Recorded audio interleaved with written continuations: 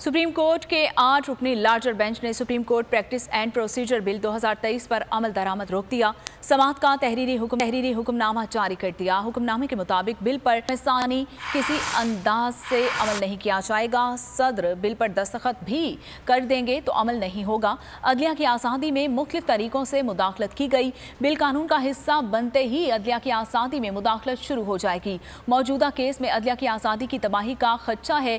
अमल दरामद रोकने के सिवा कोई चारा नहीं। सुप्रीम कोर्ट ने नून लीग और दीगर सियासी जमातों को भी नोटिस जारी कर दिए।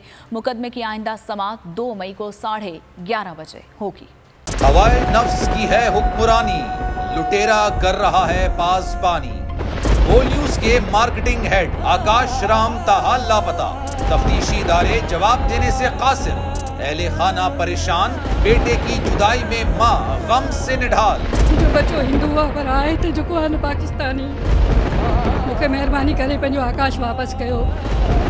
हुकूमत से बेकसूर और मुहिब्बे वतन बेटे की बाजियाबी के लिए फरियाद। दुखियारी मां की आवाम से दुआओं की अपील। उफ क्या जुल्म है, बोल इंसाफ का मुंतजिर है। सब्सक्राइब करें और बेल दबाएं ताकि कोई खबर रह न जाए।